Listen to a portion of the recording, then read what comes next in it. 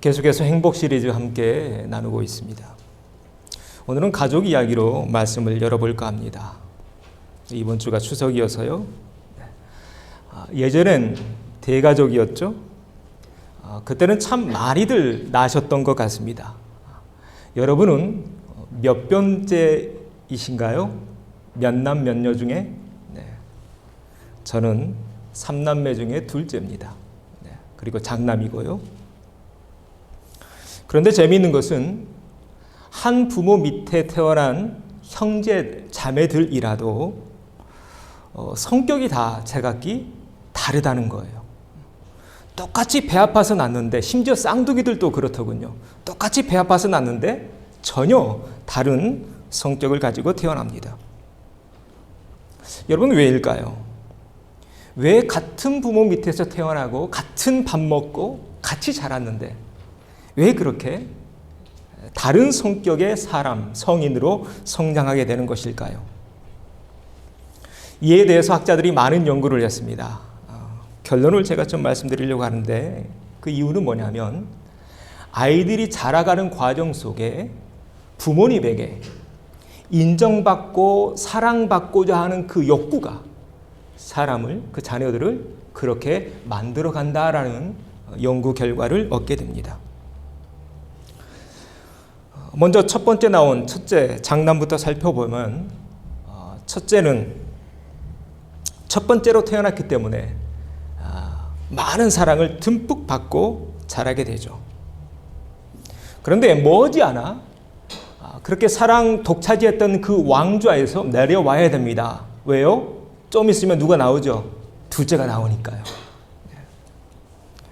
그래서 둘째가 나올 때쯤 되면 첫째가 갑자기 이상한 행동 안 하던가요? 갑자기 막 땡깡 부리기도 하고, 갑자기 막 바지에 실례하기도 하고. 왜요? 내 위치가 불안하니까. 저희 아이들도 그랬던 것 같아요. 둘째 이렇게 배가 불렀는데, 첫째 딸애가 그때 한 2살, 3살쯤 됐는데 배를 이렇게 엄마 배를 후다듬으면서 침을 퇴 뱉는 거예요.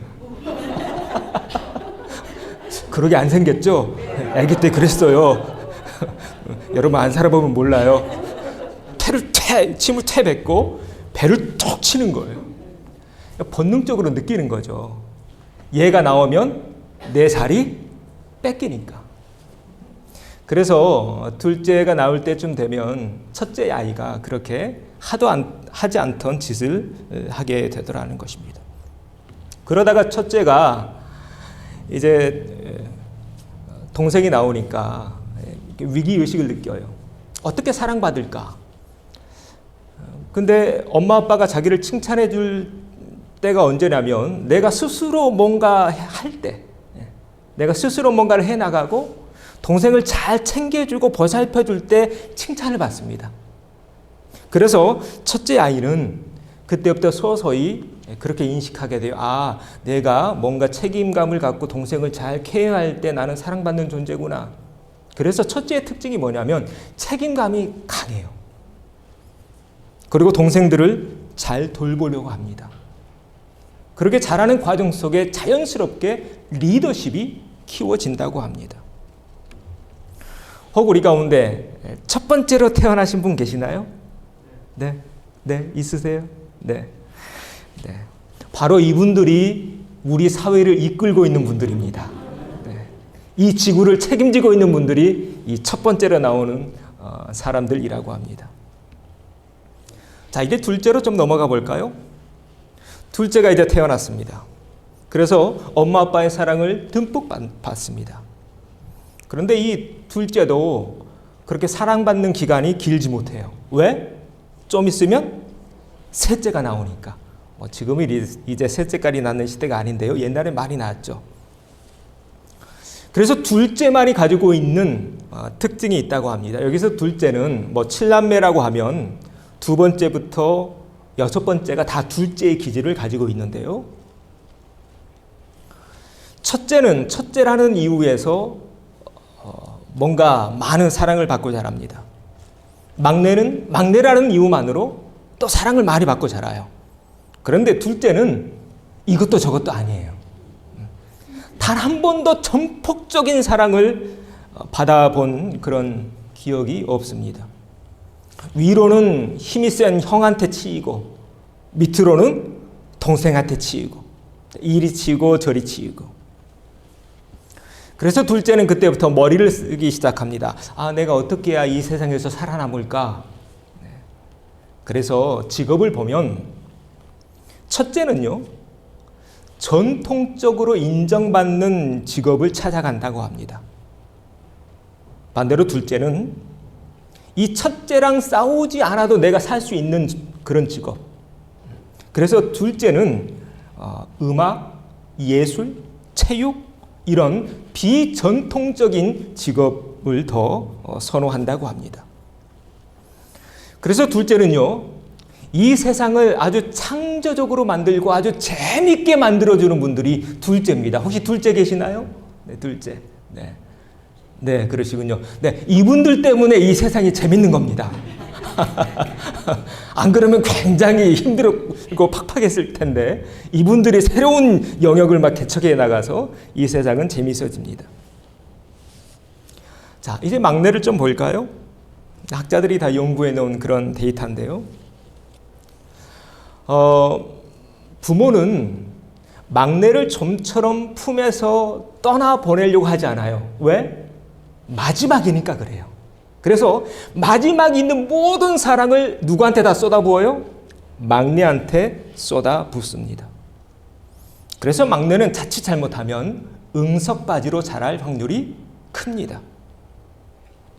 그런데 막내는 또 막내가 가지고 있는 역할이 있어요. 어떤 역할이냐면 잘못은 형이 해놓고 다 누구한테 그 잘못을 돌리던가요? 다 막내한테 돌려요. 왜? 엄마 아빠가 막내는 혼내지 않으니까. 혹시 우리 가운데 막내로 태어나신 분 계시나요? 네, 그렇군요. 네. 이분들 때문에 세계 대전이 일어나지 않습니다. 네. 이분들 때문에 아직 이 세계가 평화로운 겁니다. 네. 이분들이 다 책임지고 있잖아요. 네. 자, 이렇게 자녀들도 다 다릅니다. 똑같은 엄마 뱃속에서 태어났는데 성격도 다르고 역할도 다릅니다. 그런데 여러분 직장에서도 그렇지 않던가요? 어떤 사람은 첫째 역할을 하고 어떤 사람은 둘째 역할을 하고 어떤 사람은 막내 역할을 합니다. 그러면서 이 사회는 조화로운 관계 속에서 계속 발전해 나가고 있는 거죠. 그래서 우리 사람은요, 관계 속에서 태어났다가 관계 속에서 죽어갑니다. 관계 속에서 서서히 늙어가더라는 것입니다. 그래서 인간관계 참으로 중요한 요소다. 행복에 있어서. 이에 아들러라는 학자가 이런 얘기를 했습니다. 전에도 한번 소개해드렸는데요. 인간의 모든 고민은 사실 어디에서 시작돼요? 인간관계에서 시작된다. 자, 행복에 있어서 이렇게 인간관계가 중요한데요. 자, 그러면 어떻게 해야 될까? 어떻게 해야 더 행복한 인간관계를 만들어갈 수 있을까? 오늘 주제입니다. 자, 첫 번째, 우리 같이 읽어보죠. 타자를 신뢰하라. 매년마다 이 세계에서 가장 오래 산 장수 마을을 선정하게 되는데요. 이 세계에서 100세 이상 된 우리 어르신들이 가장 많은 동네가 어디인지 발표가 되는데 최근의 발표를 잠깐 보겠습니다. 100세 이상 노인들이 살고 있는 마을, 일본의 오키나와, 또 샤르데나, 이탈리아죠. 그리고 그리스의 아카리아, 그리고 또 어디가 있나요? 미국의 로마린다. 이런 마을이 지금 100세의 어르신들이 가장 많이 살고 있는 마을이랍니다. 그런데 이 마을을 연구해 보니까 몇 가지 공통점이 있었어요. 첫 번째는 전통 음식을 먹는다는 그런 특징을 발견합니다. 옛날 음식들. 인스턴트 그런 햄버거 같은 거 먹지 않고 옛날 음식들을 먹는다. 두 번째는 활동량이 많더라. 그러니까 운동을 한다는 거죠. 세 번째가 아주 기억에 남았는데요. 이 마을들의 특징이 뭐냐면 공동체 생활을 한다는 것입니다. 공동체, 어울려 산다는 거죠. 여러분 오래 살고 싶으시죠? 그러면 이 세 가지만 기억하시면 됩니다. 첫째는요, 건강한 음식 드시면 되고요. 두 번째는요, 뭐 하면 돼요? 운동하면 되고요. 세 번째는요, 좋은 공동체 생활을 유지하면 됩니다. 자, 이제 오늘 본문으로 들어가 보죠. 하루는 예수님의 어머니 마리아와 예수님의 형제 자매들이 예수님을 찾아왔습니다. 그래서 제자들이 예수님께 이렇게 묻죠. 예수님, 저 밖에 예수님의 어머니가 찾아왔어요. 그런데 예수님 그때 뭐라고 말씀하시나요? 누가 내 어머니이며 동생들이냐? 그러면서 이런 말씀을 또 주십니다. 둘러 앉은 자들을 보시며 이르시되 내 어머니와 내 동생들을 보라. 그러니까 예수님에게 있어서 가족은 물론 혈육의 관계도 가족이겠죠. 그러나 예수님에게 있어서 가족은 지금 함께하고 있는 이 공동체 안에 있는 형제자매들. 이 말씀을 통해서 우리는 예수님을 주로 고백하는 순간 새로운 가족 관계가 형성되었음을 알게 됩니다. 육적인 혈통이 전부가 아니라는 거죠. 그래서 우리가 너무나 좋아하는 요한복음 1장에 이런 말씀이 있죠. 우리 이 말씀 같이 읽어보죠. 영접하는 자, 그 이름을 믿는 자들에게는 하나님의 자녀가 되는 권세가 주셨으니 이는 혈통으로나 육정으로나 사람의 뜻으로 나지 아니하고 오직 하나님께로부터 난 자들이니라. 아멘. 예수님을 주로 고백하는 그 순간 우리는 한 형제 자매가 되었다는 것입니다.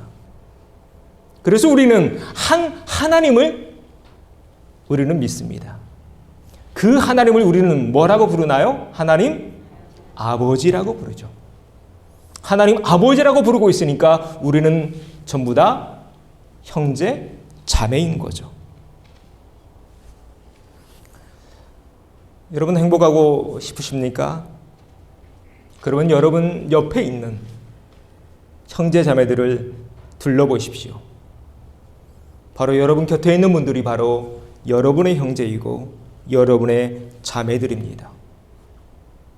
행복은 먼 데서 찾는 게 아닌 것 같습니다. 행복은 나와 아주 가까운 곳에 있습니다.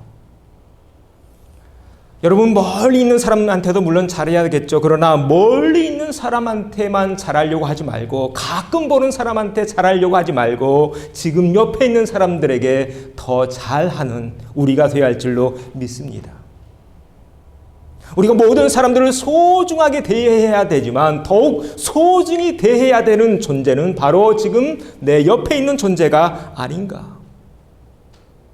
그래서 옆에 있는 분들 더 존중하고 더 예의를 지키며 그럴 때 우리 관계가 더 깊은 관계, 참되고 진실된 관계로 발전해 가게 될 줄로 믿습니다. 그래서 우리가 이 말씀을 통해서 알게 되죠. 아, 그렇구나. 우리가 예수님을 주로 고백하는 순간 우리는 한 형제이고 한 자매이구나. 네. 그래서 어떻게 지내야 될까요? 사이좋게 잘 지내야겠죠? 우리 옆에 있는 분들과 이렇게 인사하시죠. 사이좋게 잘 지냅시다. 사이좋게 잘 지냅시다.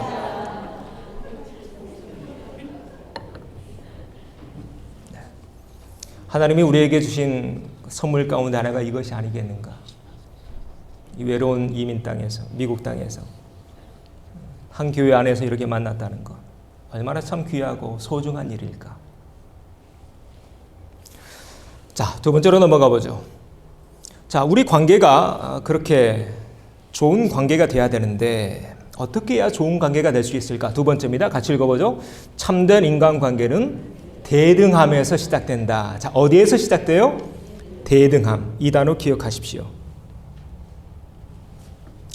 자, 앞에서 첫째와 둘째와 막내 특징을 봤습니다. 그런데 예수님의 제자들도 그 성격들이 명확해요.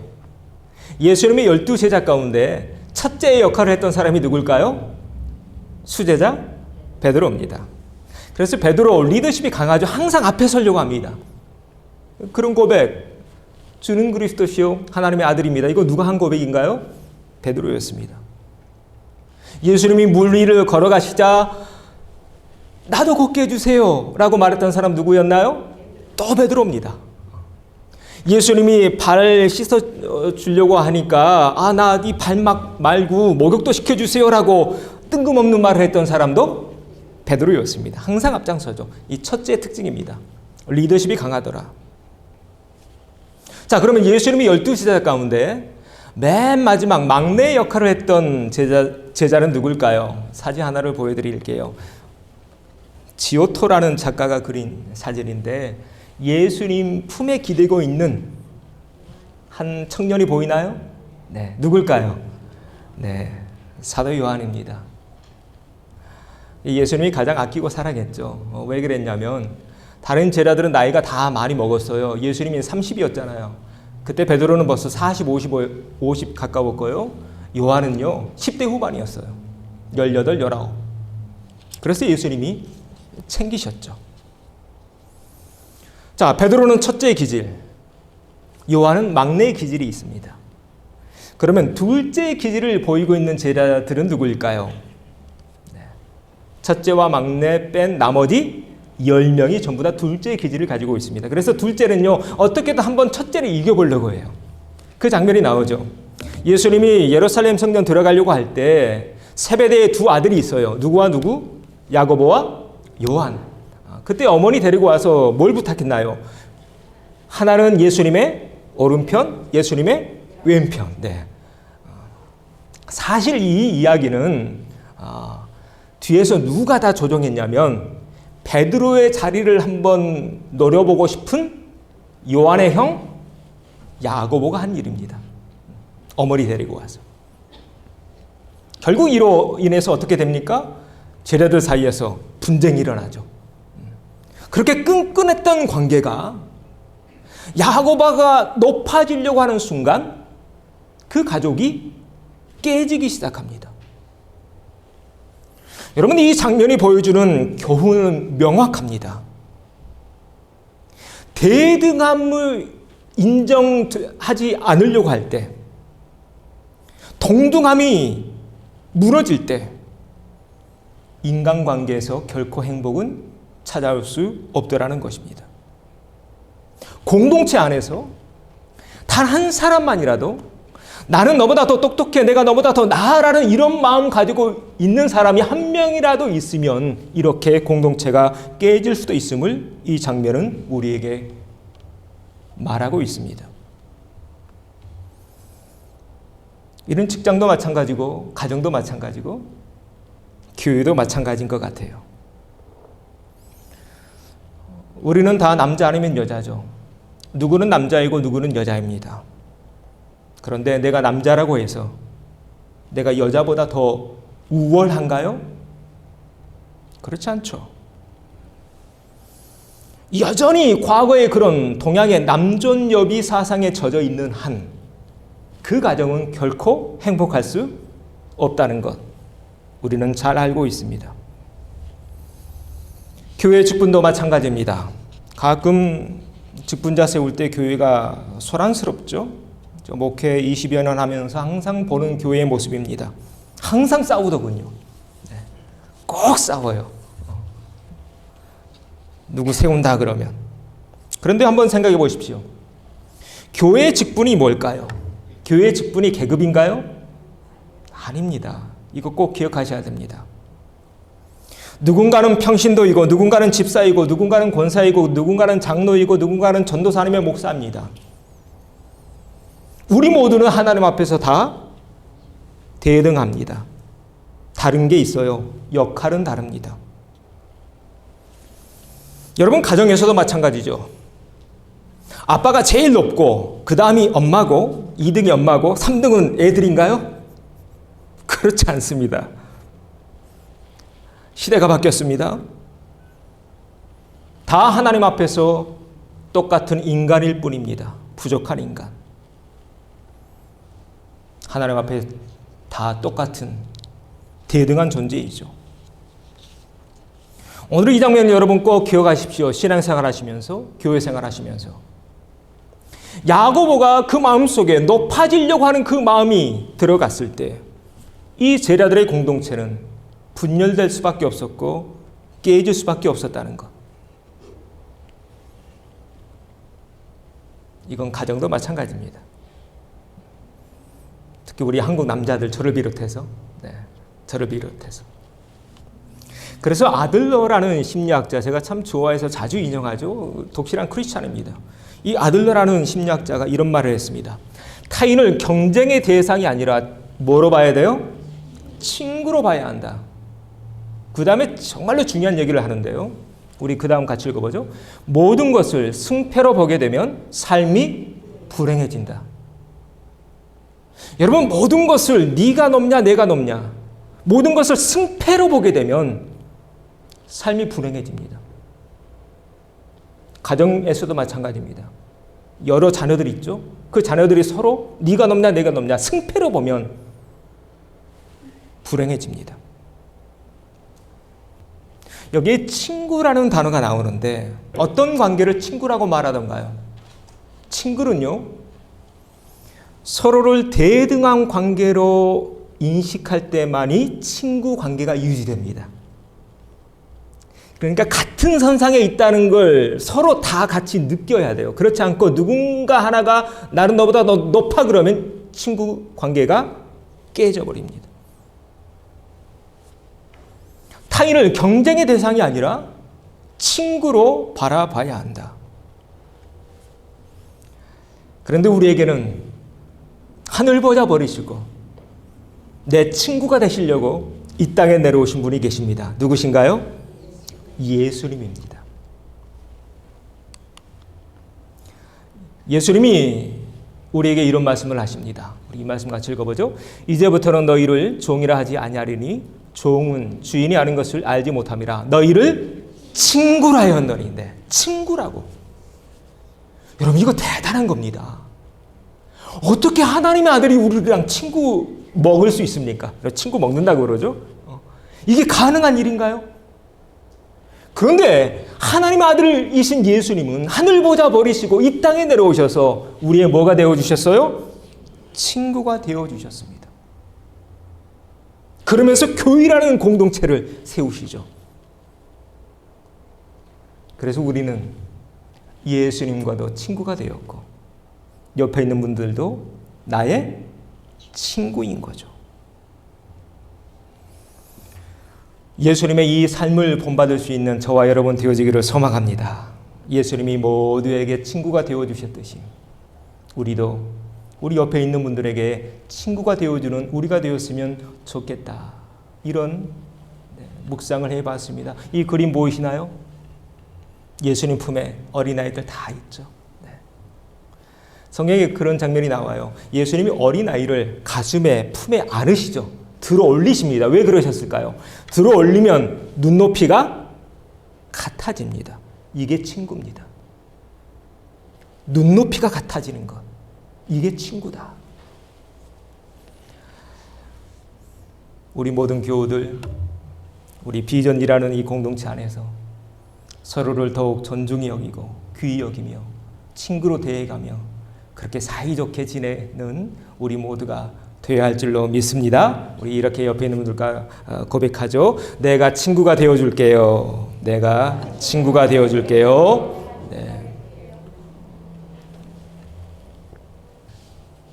예수님 우리의 친구가 되어주셨다. 더불어 우리 또한 이웃에게 친구로 그런 존재가 되어야 되지 않겠는가. 그럴 때만이 참다운 인간관계가 가능하다는 거예요. 동등할 때만이. 그래서 내 마음속에 그런 마음 들려고 할 때 빨리 여러분 없애야 돼요. 우린 다 똑같아요. 다 똑같은 죄인이에요. 믿으십니까? 다 똑같은 죄인이에요.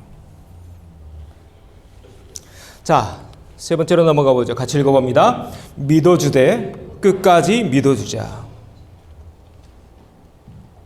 예수님과 제자들의 그 관계를 보면 제자들이 가끔 예수님에게 실망을 주는 장면들이 많이 나옵니다. 대표적인 예가 베드로죠. 베드로가 예수님 그 흔한 예고를 하시자 이렇게 말합니다. 예수님 그럴 수 없습니다. 다른 제자들 다 예수님 버려도 나만큼은 버리지 않겠습니다. 어떻게 되었나요? 베드로도 예수님 버리죠. 예수님 끌려가는 그 과정에서 3번씩이나 예수님을 부인합니다. 부인하는 것에 그치지 않고 예수님을 저주합니다. 그런데 그 장면에서 흥미로운 게 있는데 뭐냐면 예수님은 이미 아셨다는 거예요. 뭘 아셨을까요? 베드로가 나를 배반할 걸 아셨어요. 그래서 이런 말씀을 주셔요. 네가 오늘 밤에 다 굴기 전에 몇 번? 3번 나를 부인할 거야. 그런데 예수님 미리 알려주세요. 베드로에게. 여러분, 왜 예수님이 이렇게 베드로에게 미리 알려주셨을까요? 결론부터 말씀드리면 그럼에도 불구하고 나는 너를 믿어. 네가 나를 부인할 거 알지만 그래도 나는 너를 버리지 않을 거야. 끝까지 믿어주신 겁니다. 결국 베드로라는 한 사람, 그를 향한 그 예수님의 믿음이 그를 바꾸죠. 베드로 어떻게 순교하나요? 십자가에 거꾸로 달려 순교합니다. 이 예수님과 제자들의 이 관계를 보면서 우리는 한 가지 중요한 사실을 발견하게 됩니다. 여러분, 사람이 언제 바뀌던가요? 믿어줄 때 바뀌는 것 같습니다. 특별히 여러분 다 자녀들 키우시죠? 또 다 키워보셨고요. 쉽지 않은 주제이지만 믿어줄 때 바뀝니다. 예수님은 베드로를 비롯한 모든 제자들이 예수님을 버릴 것이라는 것 알고 계셨습니다. 그러나 예수님은 저들을 향해서 너희들은 나를 배신할 거지, 이젠 나와 끝이야, 이렇게 말씀하지 않으셨습니다. 심지어 예수님은 저들이 배신한 뒤에도 그들을 비난하거나 정죄하지도 않으셨습니다. 그저 묵묵히 홀로 골고다 십자가 지고 올라가시죠. 여러분, 왜일까요? 사람은 언제 바뀐다고요? 사람은 믿어줄 때 바뀐다는 것, 예수님이 아셨기 때문입니다. 이 아침에 한번 같이 따라서 하시죠. 사람은 믿어줄 때 바뀝니다. 특히 자녀들하고 관계가 그런 것 같아요. 그런데 그 이전에 베드로가 바뀌고 안 바뀌고 이걸 떠나서